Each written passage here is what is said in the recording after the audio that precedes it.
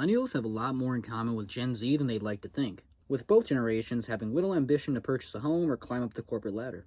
In this video, we're going to continue the discussion of why pretty much all generations' realities are kind of starting to collide a little bit. And if a person can relate to anything discussed in this video, despite which generation you're from or how old you personally are, or you just personally have been enjoying my daily different commentaries over here on the page, don't forget to like, comment your thoughts, opinions down below, and subscribe to see my daily videos right here on the channel. And a huge shout out to handful of you guys checking out those links down below in the description. Those are always some of the best ways to support me and the content around here. Now, let's begin this shit show. Labubu craze has simply gotten out of hand. This overpriced plush toy can cost hundreds if not thousands of dollars.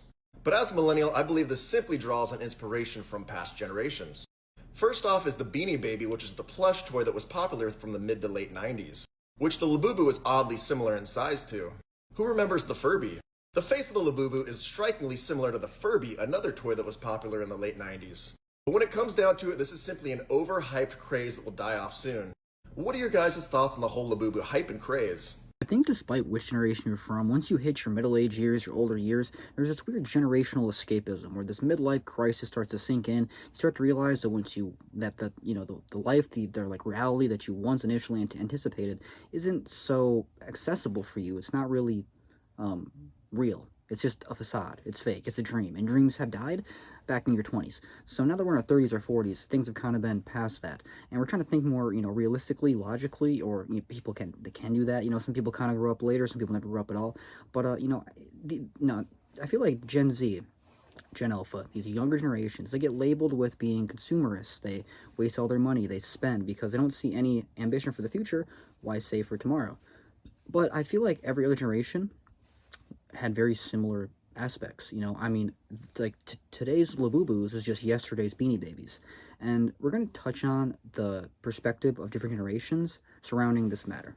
I think millennials are experiencing culture in tandem with Gen Z in a way that hasn't really happened before. As much as Gen Z likes to make fun of millennials for the millennial pause and for, cringy Instagram boomerangs, I think we're actually kind of living identical lives. I just had a really interesting conversation with my sister about this and how generations before ours sort of peaked in high school. That was the time when you really cared about pop culture, what is, current, what is cool, all that kind of shit. And then right after that, you would get the job, you'd start the family, you'd buy the house, Our generation was not taught that. We were taught no, you guys are going to be young for a little longer, you're going to go to college, and then in your mid to late 20s, that's when you're really going to be adults. And then that didn't happen.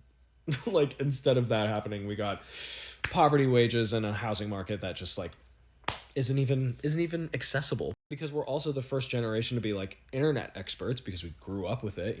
Instead we're all right, I guess we'll just go on our phones and escape from this fucking dystopia that we live in. And so because we haven't really progressed that much in life in the way that you're supposed to, we're just kind of doing the same things that Gen Z is doing, and we're paying attention to all of the same shit that Gen Z is paying attention to. Historically, people in their 30s and 40s are supposed to be boring schlubs that don't know anything about pop culture and are what are the kids listening to these days, huh? And instead we're live streaming us playing Fortnite on Twitch.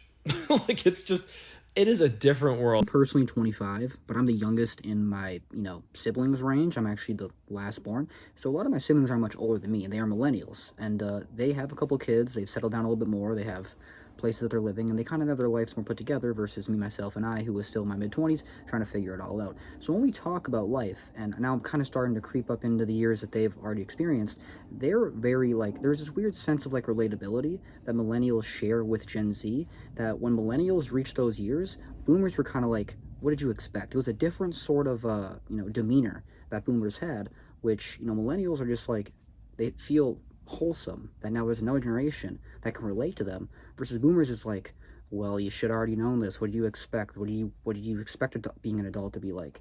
Where millennials, I feel in Gen Z, have a lot more in common than they really like to think. Even though I know there are still a lot of millennials who like to judge Gen Z, and there's a lot of Gen Zs saying, oh, you're unk. Even though now I feel like I've been called unk many times, but some of you guys say I look old, some of you guys say I look young. That video I made about how Gen Z is aging like crazy and terribly, a lot of you guys had a lot of different opinions. That video did pretty well, and there definitely is a lot of conversation around that topic. But personally, depending on who you are and your genetics and all that stuff, aging is inevitable, and we're all going to hit these ages that some of us have experienced, and we need to be helping out the youth to maybe make society as a whole better and actually have a wholesome community that's not just going to, die out like they all do eventually. Of course, this doesn't apply to all boomers, but it applies to enough of them. So they were able to climb out of the hole by using the ladder that was passed on to them from the past generations, right? So the greatest generation, the silent generation, left them the ladder to get out of the hole. They climb up the ladder, get out of the hole, and then they pull up the ladder after them, and then they scream at us, the younger generations, that, well, you have to build your own ladder, find your own ladder. Then they don't understand why their own kids don't want to talk to them. Regarding the topic that we just touched on and the little bit past right here, is that, you know, boomers have this weird mentality where it's like, it's almost like they pulled up the ladder. Now, it's not exactly all of them. And a lot of you guys in the comments do have this weird resentment towards your parents. It's not weird. It's honestly pretty common. A lot of you, that's kind of why I think that's why some of my videos do so well, is because a lot of us share similar, like, resentments. We share similar sentiments, and we have a lot of the same experiences in terms of we almost feel as if boomers pull up the ladder. They made all the systems, they owned everything, and now they don't feel so entitled to share it, and even when they could, you know, pass it on to their children, they would rather sell it for the 10x profits and keep all the money for themselves.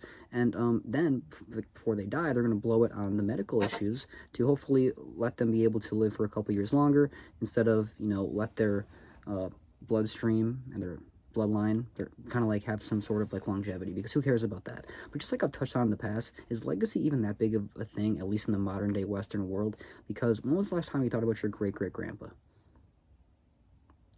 That pause was on purpose. I don't think you ever have. So feel free to let me know down below in the comments if you have any sort of ancestry. I know there was a whole push for like Ancestry.com, and people wanted to do their family tree. Back in school, we did that whole project, and then the people that were adopted, their parents got called out like, oh shit, sorry. But yeah, what a weird example. Like what generation you're from, the odds that you're fucked just like I am are pretty damn high. So if you have any other thoughts, opinions regarding anything discussed in today's video, or you just have other topics you'd like to hear me cover here on the page in the near future, feel free to leave those down below in the comments. I always love to read through those, sort through those, and respond to the ones I see fit, as well as a huge shout out to the handful of you guys checking out these videos daily. And I want to give a lot of acknowledgement to the handful of you guys checking out those links down below in the description. Those are always some of the best ways to support me and the content around here. It's kind of all I got for this one, so see you next one. God bless.